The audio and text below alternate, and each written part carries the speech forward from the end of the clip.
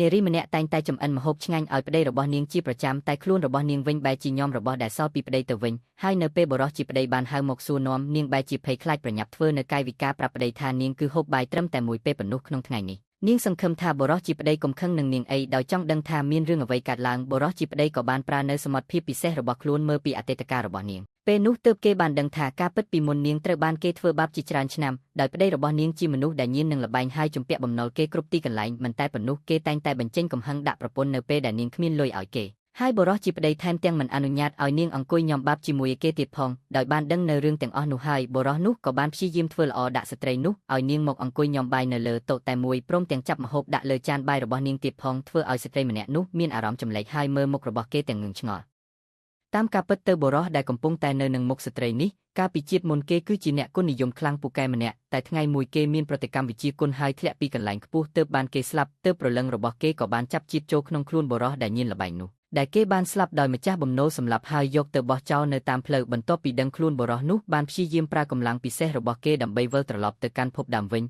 តែគេមិនអាចធ្វើវាបានដោយគេធ្វើបានត្រឹមតែរំលឹកនៅការចងចាំរបស់បុរសដែលជាម្ចាស់រូបនោះប៉ុណ្ណោះដោយគេក៏បានត្រឡប់មកផ្ទះតាមការចងចាំរបស់បុរសនោះតែពេលគេមកដល់ស្ត្រីម្នាក់ដែលជាប្រពន្ធបានកំពុងតែរងចាំនៅក្នុងផ្ទះហើយនាងបានធ្វើនៅកាយវិការដែលគេមិនអាចយល់បានបុរសនោះក៏បានប្រើនៅកម្លាំងពិសេសទើបដឹងថាស្ត្រីនោះកំពុងតែប្រើភាសាកាយវិការព្រោះតែនាងជាមនុស្សគោពេលនោះបុរសជាប្តីក៏បានពិនិត្យមើលដៃរបស់ស្ត្រីជាប្រពន្ធទើបធ្វើឲ្យគេដឹងថាជំងឺមិនអាចនិយាយបានរបស់នាងគឺអាចព្យាបាលបានគ្រាន់តែត្រូវប្រើថ្នាំដែលកម្រមួយចំនួនប៉ុណ្ណោះស្ត្រីជាប្រពន្ធក៏បានបញ្ចេញនៅកាយវិការប្រាប់ថានាងមិនត្រូវការព្យាបាលជំងឺអីនោះទេព្រោះតែពេលនេះពួកគេមានលុយត្រឹមតែ200ប៉ុណ្ណោះហើយសូម្បីតែលុយបង់ថ្លៃបន្ទប់ក៏មិនមានផងពេលនោះបុរសជាប្តីបានដើរចេញមកក្រៅដោយមិននិយាយអ្វីទាំងអស់ដោយគេបានមកដល់ហាងភ្នាល់មើលដុំធ្នូមួយកន្លែងនៅទីនោះពួកគេតម្រូវឲ្យមនុស្សដែលចង់ភ្នាល់រើសយកធ្នូមួយដុំដែលមានតម្លៃចាប់ពី$200ឡើងតែបើសិនពួកគេរើសបានថ្មដែលមានតម្លៃម្ចាស់ហាងនឹងសងសំណងមកវិញ10ដងដោយសារបុរសនោះមានកម្លាំងពិសេសគេក៏បានរើសយកធ្នូមួយដុំដើម្បីឲ្យម្ចាស់ហាងកាត់ដោយដុំធ្នូនោះគឺពិតជាធ្នូមានតម្លៃរហូតដល់$2លានណោះតែម្ចាស់ហាងនោះក៏ចាប់ផ្ដើមមានការលោភលន់ដោយមិនចង់ឲ្យរបស់នោះទៅបុរសនោះទ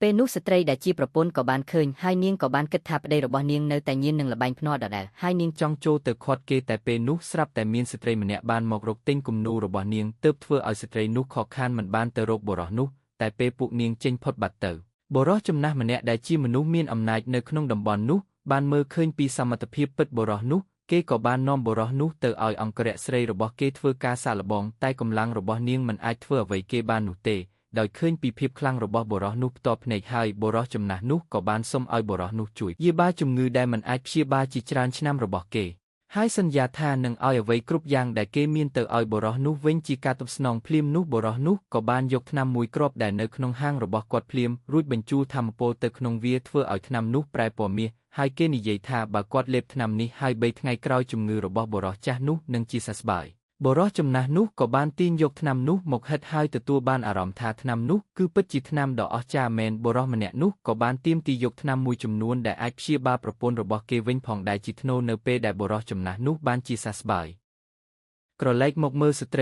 ជាប្រពន្ធឯនេះវិញនាងបានអង្គុយគូគំនូររងចាំប្តីប្រឡប់មកផ្ទះវិញដោយបុរសនោះបានយកនៅសម្លៀកបំពាក់ថ្មីមួយមកឲ្យនាងធ្វើឲ្យស្ត្រីជាប្រពន្ធនឹកឃើញដល់ការភ្នាល់របស់បុរសនោះកាលពីពេលមុនធ្វើឲ្យនាងមិនព្រមទទួលយកសម្លៀកបំពាក់នោះទេហើយនាងក៏បានយកលុយមួយចំនួនដែលបានមកពីលក់គំនូរទៅឲ្យបុរសជាប្តីបន្ថែមហើយប្រាប់គេកុំឲ្យទៅលេងល្បែងភ្នាល់ទៅទៀតបុរសជាប្តីក៏បានទទួលយកលុយដើម្បីជាធ្នូឲ្យនាងព្រមទទួលយកសម្លៀកបំពាក់ថ្មីនោះនៅថ្ងៃបន្ទាប់ប្អូនប្រុសរបស់បុរសនោះបានរត់ចូលមកក្នុងផ្ទះរបស់ពួកគេយ៉ាងអន្ទះសារដោយនៅក្នុងដៃមានថ្នាំដែលបុរសនោះត្រូវការដោយគេបាននិយាយថាបុរសចំណាស់នោះបានយកថ្នាំដែលគេត្រូវការមកឲ្យគេព្រមជាមួយកាតមួយសន្លឹកដែលមានចំនួនលុយ2លានថែមទៀតផងគេក៏បានប្រគល់លុយទាំងនោះទៅឲ្យប្អូនប្រុសវិញធ្វើឲ្យប្អូនប្រុសម្នាក់នោះមានការសប្បាយចិត្តជាខ្លាំងហើយបុរសជាប្តីក៏ប្រញាប់យកថ្នាំនោះទៅដាំឲ្យប្រពន្ធរបស់គេភ្លាមតែពេលថ្នាំនោះដាំរួចរាល់ហើយស្ត្រីជាប្រពន្ធនាងបែរជាមិនហ៊ានលេបវាទៅវិញព្រោះតែនាងគិតថាថ្នាំនោះគឺអាចជាថ្នាំពុលធ្វើឲ្យស្លាប់ព្រោះតែអតីតប្តីរបស់នាងមិនដែលធ្វើល្អដាក់នាងបែបនេះពីមុនមកនោះទេ